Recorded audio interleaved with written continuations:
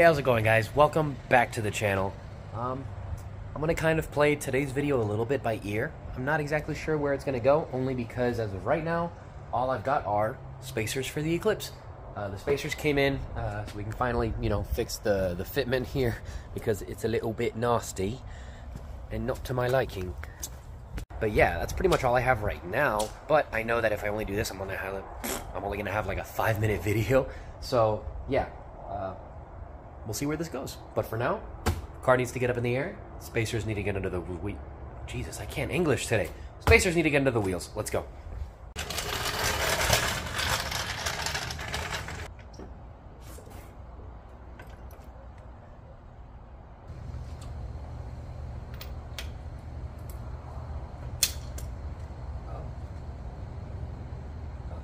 Didn't see that coming. I broke my 3/8 converter, or 1/2 inch to 3/8. Guess we'll have to do it the old-fashioned way, with a 3/8 drive ratchet and a dream.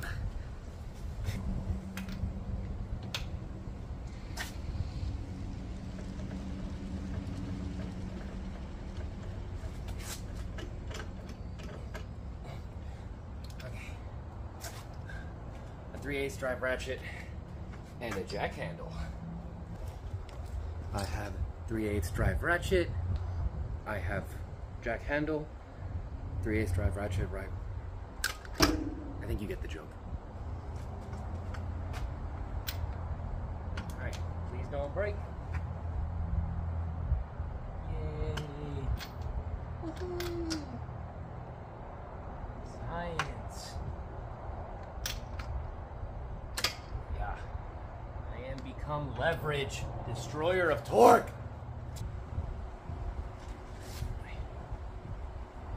Alrighty, time to try on the first spacer. Hopefully I got the right hub bore, because these are hub centric. Yes, alrighty. We're good, it seems. Make sure the thread pitch is right.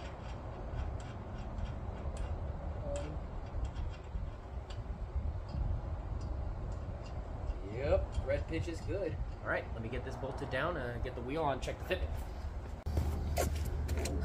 Alrighty, boys and girls, take a seat. Daddy's going to teach you a lesson. So, as you can see, these nuts that go right here, I have to torque them down, right, in order for the spacer to actually be secured to the vehicle.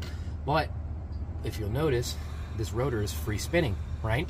So whenever I try and torque this down, the rotor just spins. I experienced the same issue when I was trying to take them off of Maria after I crashed her. So what you do is, you take a breaker bar, or if you have a long enough screwdriver, that'll work fine too.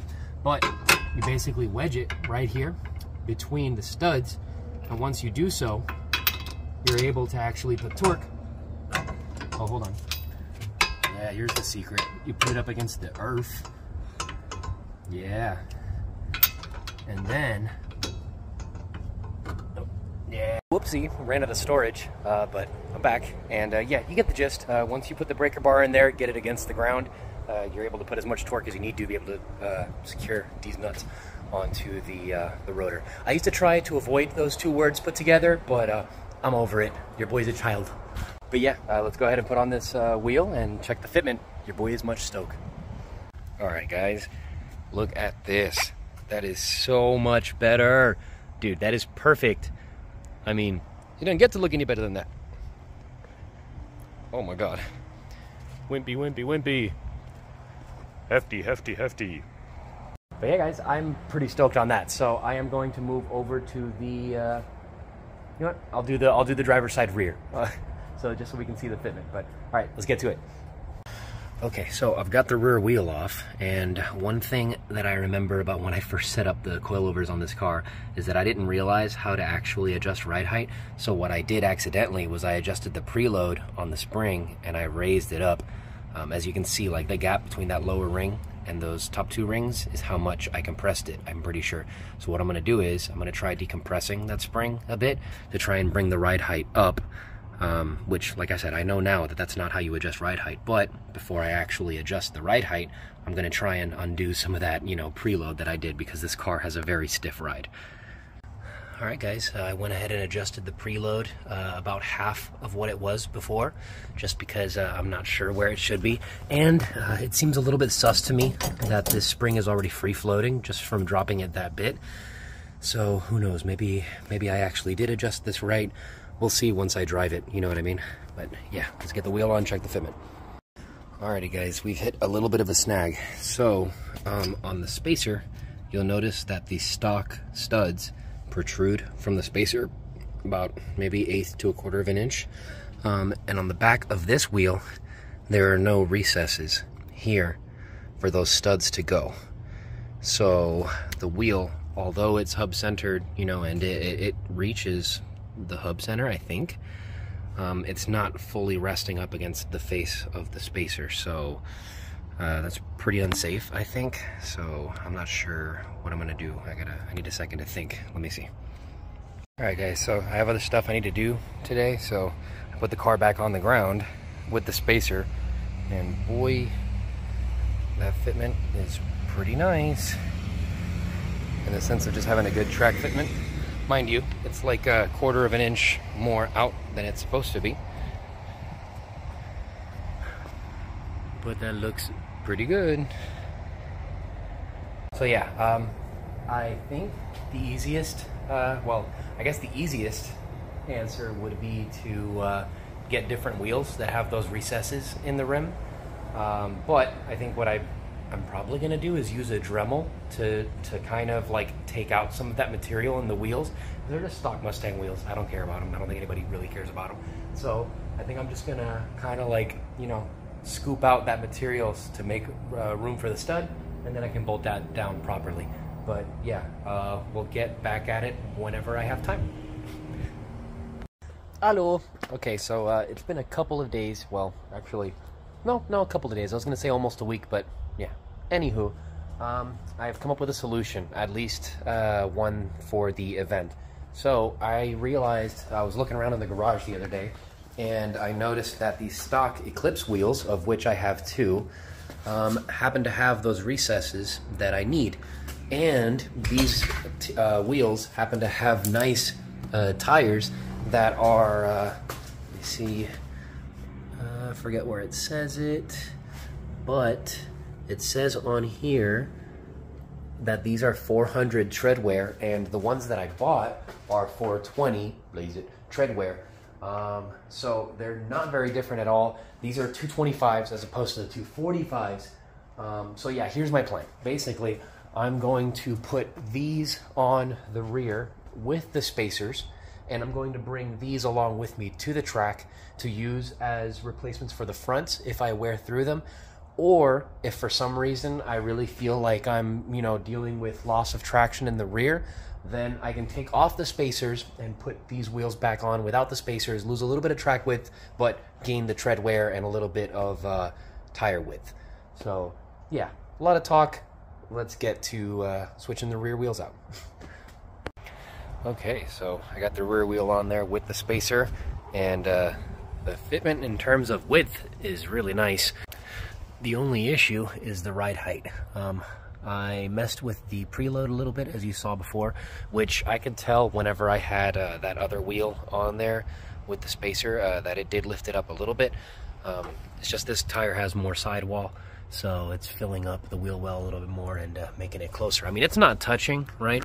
And yeah, it's just, I can't even get a finger in between that bolt and the tire, so I'm definitely gonna have to raise that up. But for now, let's go ahead and move on with the passenger side. Alrighty guys, well, I got the wheel off on the passenger rear, and I got the spacer on. I was about to mess with the preload on this coilover like I did on the other side, but I'm noticing that the gap here looks pretty much the same as what I changed the other one to.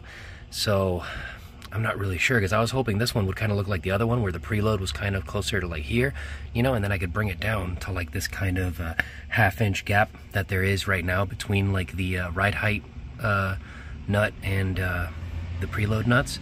So I think I'm just gonna go straight to messing with the ride height on this side. I think I'm gonna raise the ride height since I know I have to raise it on the other side anyways, and I'm just gonna leave the preload alone on this side. So hopefully that works out. Alright guys, check it out. I just put the passenger side rear on the ground, and I'm pretty happy with that that wheel gap. I think it's enough to make sure that you know, it's not going to hit unless I hit a pretty big bump, but you know, still looks pretty good. So yeah, I'm going to try and match that on the other side, but before I do that, let me go ahead and put the spacer on the front right, make sure that works. Alright guys, kind of the full reveal, at least on the passenger side. So I got the spacer on the front, everything worked out good. I like that fitment, it's good track fitment, right? But I feel like the driver's side is a teeny bit lower, and I can't tell which one I prefer. And it's really just gonna come down to kind of pros and cons, because the lower the car is, right, the lower the center of gravity I'm gonna have, which is going to be better for handling, right? But also, the lower I am, the harder this thing is going to be to drive on the street, which I know it should be main purpose is the track, right? But I spent money on, you know, registering this thing. I want to be able to drive it on the street, so I can't get too crazy. And obviously I have to be able to put it on to and off of trailers as well for, you know, events that are a little bit further than just Sebring. So yeah, I've got a little bit to think about, but I think I'm going to leave the car alone for now. Maybe take it for a test drive in a little bit to kind of let the suspension settle before I make any adjustments, and then you know, make my final adjustments, and we'll call it at that. Hello. So okay, it's been like a week. It's very windy. Hopefully you guys can hear me okay. I kind of what am I getting at here? I've been procrastinating. I have a drift event at Showtime this Sunday, the 17th, and I need to get Ratchet's wheels switched around, and I need to finish adjusting the ride height for the Eclipse and take both of them for a test drive to make sure they're good, because we're going to have bad weather tomorrow, so I'm not going to have any time to work on either of the cars. So yeah, I'm in a rush. Let's get to it. Alrighty, got the Eclipse up in the air, got the wheel off. Now I just got to break that lower nut loose to adjust the ride height, and we're going to raise it, I want to say about 1/2 inch to 1 inch. So yeah, I think I raised it 10 lines on the other one, so let's try and replicate that. Okay, ride height adjusted. You can see those new threads that are exposed now. I torqued down that bottom nut. Let's go ahead and put the wheel back on, put the car on the ground, and see how the fitment looks. Alrighty guys, car is on the ground, and honestly I'd already walked around and did like the finger check, and it seems like everything is pretty equally spaced in terms of the front two are equal with each other and the two rear are equal with each other. I've got about 1/2 inch of wheel clearance in the back and a whole inch on the rear, on the front. And yeah, I'm pretty happy with that in terms of like track fitment / street fitment, so nice. Alright, let's see if this car will start, because it's been like 2 weeks since I started it, and it gave me some trouble last time, so let's see. Okay, in the car. I don't even think I heard the fuel pump prime. Let's see. Oh. Wow. Oh, ye of little faith. I should have believed. Alrighty, I'm gonna let her warm up a little bit, and we'll take her for a test drive. Alright guys, I just got back from taking Rose for her maiden voyage with the spacers and the other tires in the rear and everything. And honestly, she drives the best she has ever driven. I mean, I also drove her the hardest I've ever driven her. Just absolutely no remorse, full out speed through a couple of twisties that we have back here. And got my heart bumping, let's put it that way. But yeah, this point is this car is ready to go. So we're gonna leave that here, and now I need to go ahead and start switching the tires around on the Mustang, because what I'm going to do is I'm going to put the tires that I've been using as the fronts onto the rear, and then I'm going to take the new tires that I have over there and put them on the front, and then I guess just take these with me just in case, you know, and I need tires to like get me on the trailer. But yeah, those tires are pretty much spent. They've got maybe 1 or 2 laps left in them, but for that, why even take them out there? The car is going to be super slippery, not consistent, not worth it, you know? So, yeah, let's get to it.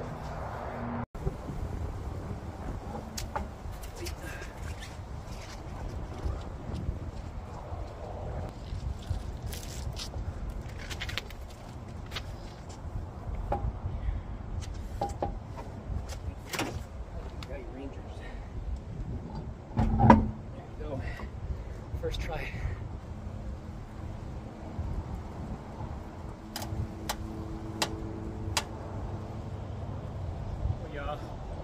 That's old.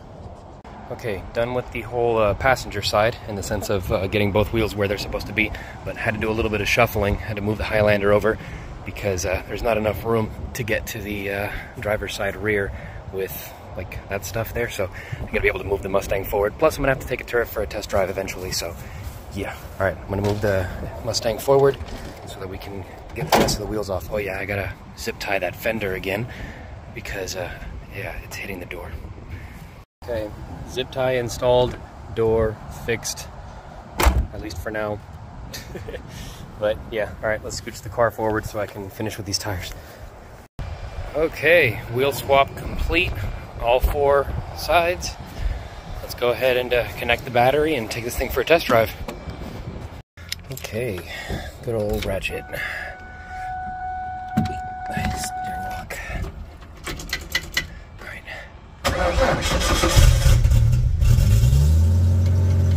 Okay. Probably should have let it prime fuel more, but should be fine. This car is running on hopes and dreams anyways. But all right, let me let it warm up and we'll take it around the block.